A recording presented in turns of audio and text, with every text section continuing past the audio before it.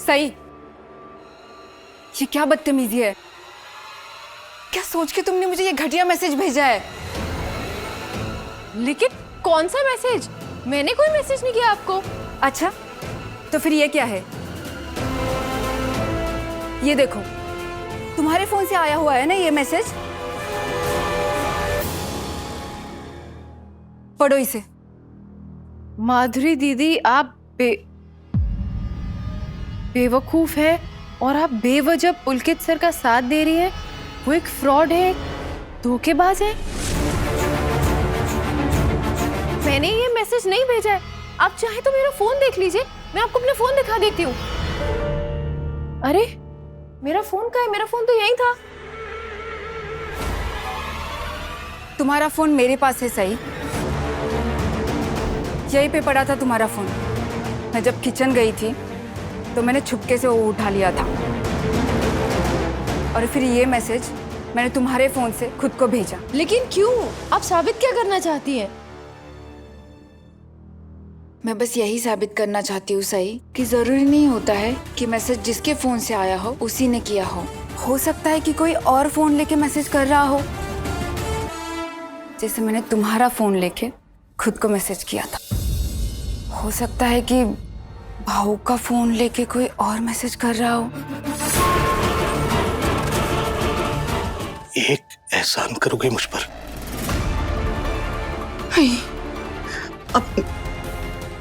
अब एहसान की बात क्यों, ऐसे क्यों बोल रहे हैं? मैं जानती हूँ ना, अब जो कुछ भी कर रहे हैं वो देवयानी की भलाई के लिए ही कर रहे हैं, मुझे पता है ना? तो सुनो, सही तुम्हारी बहुत इज्जत करती है, तुम्हें बहुत मानती है। प्लीज समझाओ उसे कहो कि उसे जो करना था कर चुकी। अब बस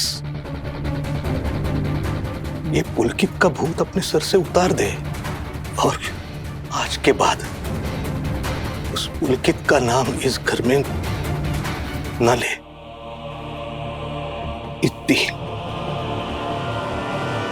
इतनी मेहरबानी करोगी मुझ पर? आप मेहरबानी की बात क्यों कर रहे हैं? अब रोइए मत, मैं सही से बात कर लूंगी, ठीक है? सच? हाँ।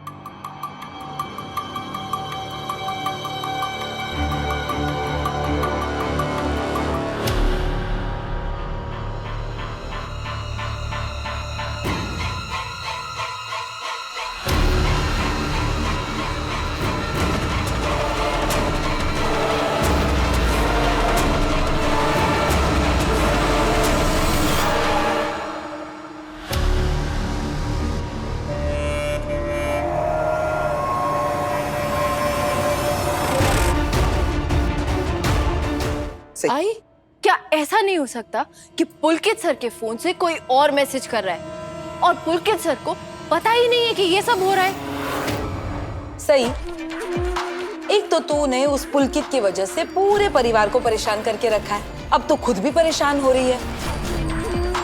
अरे वहिनी को देख, परेशानी, टेंशन, तनाव के मारे एक अन्न का दाना नहीं लिया है उन्होंने मुंह में। कोई और क्यों पुलकित के फोन से ऐसे मैसेज करेगा, है ना? कोई तब जब वहनी ने खुद उसे अपनी सच्चाई साबित करने का मौका दिया था, उसे मिलने अपने घर बुलाया था, उसका इंतजार किया था। वही तो मैं कह रही हूँ, हो सकता है पुलकित सर के पास उनका फोन हो ही नहीं, और जिसके पास उनका फोन है वो इस मौके का फायदा उठा रहा है, उन्हें गलत साबित करने पर तुला हुआ है। मस्त मस्त, ये हो सकता है, वो हो सकता है, दुनिया भर की चीजें हो सकती है, लेकिन तू और तेरा पुलकित सर कभी गलत नहीं हो सकते। अरे उसने अपने मैसेज में साफ साफ अपनी सच्चाई लिखी है, फिर भी तू अपनी आंखें बंद रखना चाहती है। मैं ये कहना चाहती हूँ काकू कि हो सकता है पुलकित सर को कोई कहीं ले गया हो, उनसे उनका फोन छीन लिया हो और ये सारी चालें चल रहा हो।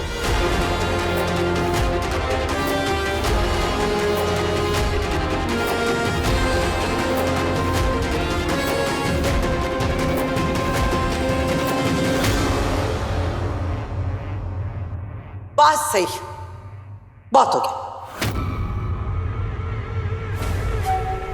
आज के बाद तुम उसका नाम तक इस घर में नहीं लोगी, तुम समझी?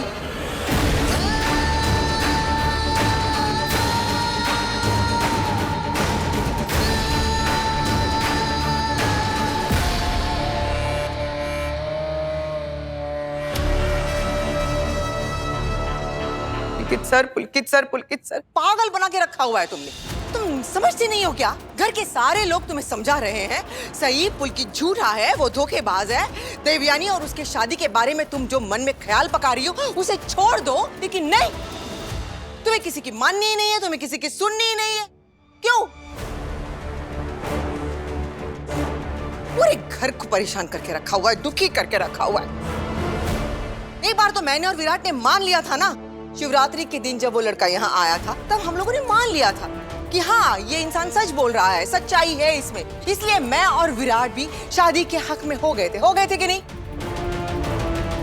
लेकिन जब वो संगीता देशपांडे की चिट्ठी आई तब क्या हुआ था? देख लिया था ना सब लोगों ने, तुमने भी देखा था ना। अरे विराट खुद गया था तुम्हारे कॉलेज, पुलकित की सच्चाई की जांच पड़ताल करने गया था ना, और उसने सबको सबूत भी लाकर दिखाए। तुमने भी देखे थे सबूत? देख के क्या बोली तुम? ये सब कुछ झूठ है, मैंने खुद अपनी आंखों से देखा है। पुलकित की फाइल में देवयानी ताई का नाम था। हाँ था। तो साबित किया? साबित कर पाई तुम? नहीं ना? तभी तुम्हें विराट ने हिदायत दी थी, याद है? आज के बाद तुम देवी ताई और पुलकित की शादी के बारे में ना तो मुझसे ना तो घर के किसी भी सदस्य से बात करोगी। लेकिन नहीं, तुम वही रट लगा के बैठी हो। लेकिन आई उसके बाद तो काकू ने मुझे बोला ना कि पुलकित सर को घर बुलाओ, बोला था ना काकू ने। मस्त मस्त, अब और कुछ नहीं सूझ रहा है तो काकू ने बोला था पुलकित सर को बुलाने के लिए। तू अपनी गलतियों का ठिकरा मेरे सर पर मत फोड़। हाँ, और वैनी ने जो किया था वो अपनी बेटी की भलाई के लिए किया था, इस परिवार की सुख शांति के लिए किया था। लेकिन तूने क्या किया? तूने सारी बातें जाकर उस तुम्हारे पुलकित सर को बता दी। इतना ही नहीं, विराट की जांच पड़ताल के बारे में भी सब कुछ जाके उस पुलकित सर को बता दिया। ओमी, तू सच कह रहा था, घर का भेदी लंका ढाए। लेकिन बाबा आप अब देखो, अभी भी लेकिन, अरे दादा इसका लेकिन तो खत्म ही नहीं हो रहा। अगर अच्छा हुआ तूने पुलकित को सब कुछ बता दिया, तभी तो भाग गया वो। हो ना, जैसे उस पुलकित ने इसे अपनी चिकनी चुपड़ी बातों में फंसा लिया, तो वहिनी को भी ये विश्वास बिलीव यकीन दिला देता तो वहिनी तो इस शादी के लिए मान ही जाती। वही तो, यही बात तो मैं आप लोगों को समझाने की कोशिश कर रही हूँ। काकू तो पुलकित सर से मिलने के लिए तैयार थी, उन्हें एक मौका देने के लिए तैयार थी। अगर पुलकित सर के मन में कोई भी बदले की भावना होती तो वो इस मौके का फायदा उठाते ना कि मेरा फोन उठाना बंद कर देते। और फिर अचानक से उनके 2 मैसेज आते हैं जिसमें वो खुद अपनी गलती मान रहे हैं, कबूल कर रहे हैं। क्या आप लोगों को इसमें कुछ भी अजीब नहीं लग रहा है? इसमें अजीब क्या है? हाँ, अजीब बात है काकू, बिल्कुल अजीब बात है। पुलकित सर मुझे मैसेज में अपना पूरा प्लान बता रहे हैं, तो फिर वो 1 मिनट के लिए मेरा कॉल उठाकर मुझसे बात क्यों नहीं कर सकते? ये तो तब जब मैं उन्हें लगातार कॉल कर रही हूँ, बार-बार कॉल कर रही हूँ। सही, तुम ये कहानियां बनाना कब बंद करोगी? देखो सही, मैंने हमेशा से तुम्हारा साथ दिया है, इसलिए नहीं तुम मेरी बहू हो, बल्कि इसलिए कि तुम मुझे सही लगती थी। लेकिन आज नहीं, आज तुम जिस जिद पे अड़ी हो वो गलत है। आज तुम जिस ढंग से बोल रही हो ना, उससे ऐसे लग रहा है जैसे कि तुम किसी भी हालत में खुद को सही साबित करना चाहती हो और हम सबको गलत बहस करना चाहती हो। आई, आप मेरी बात तो सुनिए। तुम सुनती हो क्या? अच्छा चलो जाने दो, घर वालों की बात पर यकीन मत करो, ठीक है, मत करो, लेकिन पुलकित के खिलाफ जो सबूत मिले हैं उस पर तो यकीन करो। नहीं, तुम तो बस खुद को ही सही साबित करना चाहती हो। आई मैं ऐसा तो नहीं कह रही। तुम्हें बीच में टांग अड़ाने की कोई जरूरत नहीं है। जब किसी बच्चे को तकलीफ होती है ना, तो उसका दर्द उसके अलावा सिर्फ उसकी माँ ही महसूस करती है। आज वो तकलीफ वही नहीं महसूस कर रही है। तुम्हें देवयानी के बारे में सोचने की कोई जरूरत नहीं है, उसकी देखभाल करने की कोई जरूरत नहीं है। वही नहीं कर लेगी उसकी देखभाल, वो सोचेगी उसकी भलाई के बारे में, तुम नहीं। विराट ने तुमसे शादी क्यों की थी? डॉक्टर बनने के लिए। तो डॉक्टर बनो, उसके लिए पढ़ाई करो, समझी तुम?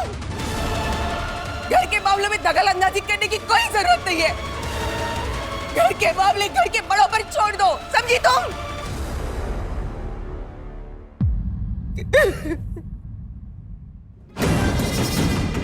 मस्त मस्त, तू पूरे घर को मेरे खिलाफ करना चाहती थी।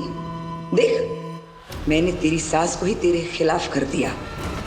अब तुझे पता चलेगा भवानी नागेश चौहान की मर्जी के खिलाफ जाने का नतीजा क्या होता है।